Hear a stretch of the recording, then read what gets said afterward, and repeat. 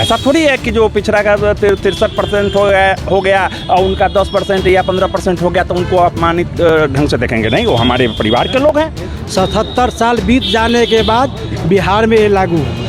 ये जो है ना समाज में अगर देखा जाए तो भेदभाव के लिए, ये सब राजनीतिक फायदा के लिए किया गया। बिहार में जाति आधारित जो जनगणना की गई है उसके आंकड़े कल जारी किए गए हैं, जिसको लेकर पूरे बिहार का जो राजनीतिक परिदृश्य है बेहद गर्म हो चुका है। उसको लेकर जो बिहार में जाति जनगणना हुई है और आंकड़े जारी किए गए हैं उसको लेकर मुजफ्फरपुर के लोग क्या कुछ सोचते हैं वो जानते हैं। जो आंकड़े जारी किए गए हैं उससे संतुष्ट हैं? सवाल उठता है कि बिहार में जो स्थिति है या भारत सरकार की बात है, भारत सरकार का भी जो नीति चल रहा था उस नीति का काट माननीय मुख्यमंत्री के द्वारा जो भी दिया गया है उससे उस तबके को तो ज़रूर कुछ फ़ायदा है। दूसरा चीज़ क्या है कि जो भी आज आरक्षण पर सवाल अगर उठता है तो लोग अनदेखा कर रहा है, भारत सरकार हो तब या अदर स्टेट की बात है। तो बिहार में अगर इस तरह का किया गया उससे फ़ायदा उन समूह को निश्चित तौर पर होगा ही। आने वाले समय में मान लीजिए कल नहीं हो, 2 दिन के बाद हो, माने साल भर 2 साल 4 साल के बाद निश्चित तौर पर उन लोगों को तो ज़रूर फ़ायदा होगा। इसलिए हम लोगों के नज़र में जातीय जनगणना ठीक है। जैसे अब जो मांग उठेगी, जिसकी जितनी दावेदारी उसकी उतनी हिस्सेदारी, तो उससे आपको लगता है कि उठेगा ही अब सवाल? उठना ही चाहिए। ये तो पहले ही लोहिया जी कहा करते थे। लोहिया जी कहा करते थे हिंदुस्तान मेरा ऐसा देश है जहाँ जिंदा इंसान की पूजा नहीं होती, इंसानों की पूजा मरने की बात होती है। जिंदा में लोग अपने बाप को अपमानित करने का काम करते हैं, मर जाने के बाद उनकी आत्मा की शांति के लिए गायब पिंडदान देने जाते हैं। उन्होंने कहा था सच्चा समाज सेवी बनना चाहते हो तो हो सकता है तुम्हें समाई मिले या न मिले, ऐतिहासिक जरूर मिलेगा, बशर्ते नीति और सिद्धांत के साथ चिपके रहना। डॉक्टर लोहिया पहले ही कहा करते थे पिछड़ा पावे 100 में 60 हैं। तो इसलिए हम लोग तो पिछड़ों की संख्या सवर्णों से ज़्यादा बताई जा रही है। देखिए वो जो है उसमें सवर्ण और पिछड़ा की बात नहीं है। सवर्ण है उनको भी हम लोग सम्मान करते हैं। ऐसा थोड़ी है कि जो पिछड़ा का 63% हो गया और उनका 10% या 15% हो गया तो उनको अपमानित ढंग से देखेंगे। नहीं, वो हमारे परिवार के लोग हैं, उनके साथ गला में गला मिलकर हम लोग रहेंगे। जाति जनगणना जो हुई है, क्या आर्थिक आधार पर जनगणना होनी चाहिए थी आपको लगता है? आर्थिक आधार पर भी तो हुआ ही है, इसमें तो जातिगत भी हुआ और आर्थिक भी हुआ है। आपके पास आए थे जनगणना करने वाले?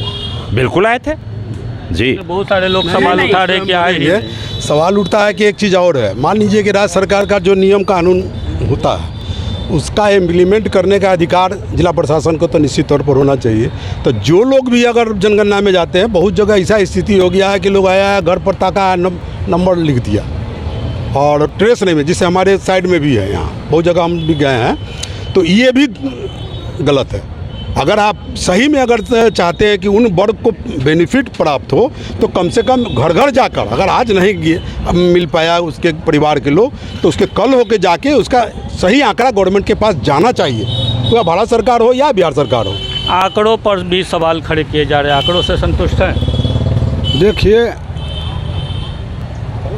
जो बिहार में जो जनगणना हुआ है तो अभी बहुत ज़्यादा इससे कोई फ़ायदा नहीं होने वाला है। फिर भी हम मुख्यमंत्री को धन्यवाद देते हैं कि उन्होंने एक पहल की, लेकिन जब तक इस देश में जाति जनगणना नहीं होगा तब तक, क्योंकि उसमें डाटा एकत्रित करना होगा, उसकी शैक्षणिक उसको डाटा देना पड़ेगा और सही तस्वीर जब भारत के अंदर जाति जनगणना हो जाएगा तो इस देश के तकदीर बदल जाएगा, भविष्य बदल जाएगा।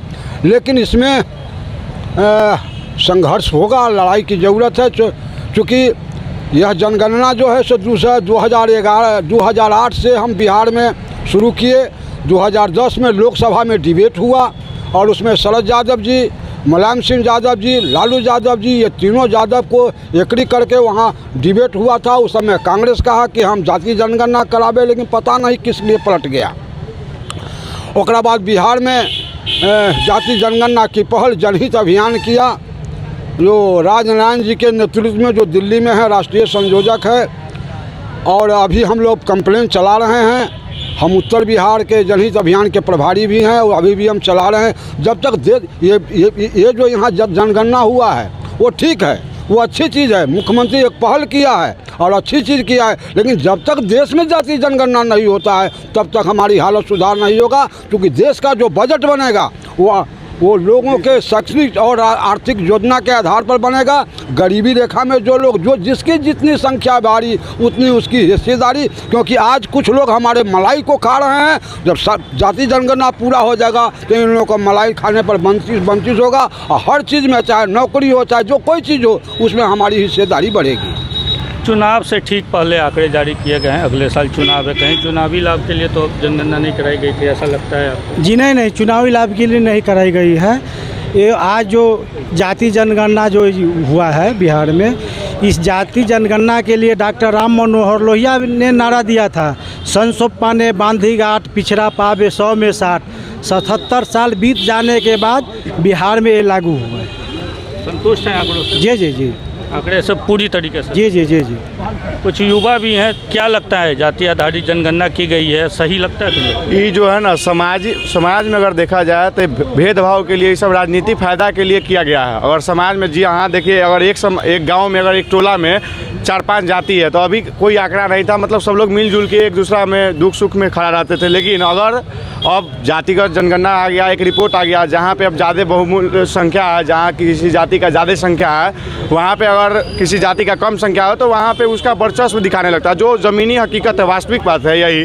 तो ये बिल्कुल जो है, लोग राजनीतिक फ़ायदा के लिए ये सब जो है हुआ है, और जाति भेदभाव में बांटा जा रहा है। जिन सवर्णों को बताया जाता था कि हम तो अल्पसंख्यक हैं, दलित समाज से हैं, अब वो ज़्यादा हैं और स्वर्ण कम, इसका असर पड़ेगा? और सर देखिए, पहला बात तो सही तो इसमें आंकड़ा आया नहीं है। बहुत सारे गांव में, जैसे कि मेरे भी दरवाजे पे जो यहाँ पे जातिगत जनगणना करने आए थे वो नहीं पहुँचे थे। यानी मतलब कितने जगह जो ऐसे हैं, जो बहुत सारे लोगों के मुंह से सुनने को मिलता है कि हमारे दरवाजे पर जातिगत जनगणना के लिए लोग कभी आए ही नहीं। आंकड़ों में खेल किया गया है, ये लगता है? बिल्कुल बिल्कुल, क्या कि हम खुद उसके, मेरे दरवाजे पर कोई ऐसा आया ही नहीं है जिससे जातिगत जनगणना के लिए कभी कोई आया ही नहीं है। युवा वर्ग को क्या जाति जनगणना से कोई लाभ होगा? देखिए, युवा वर्ग को तो 1% इसका लाभ नहीं है। नीतीश कुमार जी को तो सबसे पहले बेरोजगारी पे, शिक्षा पे, अदर कोई चीज़ पे इस पर ध्यान देना चाहिए। तो जाति जनगणना से क्या हो जाएगा? इससे बिहार तो थोड़ी सुधर जाएगी, बिहार में दारू थोड़ी बंद हो जाएगा जाति जनगणना से। ये जो भी चीज़ है सारी चुनावी रंजिश है। चुनाव आने के लिए कोई किसको कितना वोट है, कि कौन कितना जाति के हैं, ये सिर्फ है। शिक्षा पे उनका कोई भी ध्यान नहीं है, नहीं बेरोजगारी पे ध्यान है, और दारूबंदी तो आप लोग देख ही रहे हैं। जैसा कि आपने सुना कि मुजफ्फरपुर के लोगों का जाति आधारित जनगणना को लेकर क्या कुछ है कहना। मुजफ्फरपुर से नवभारत टाइम्स ऑनलाइन के लिए मैं संदीप कुमार।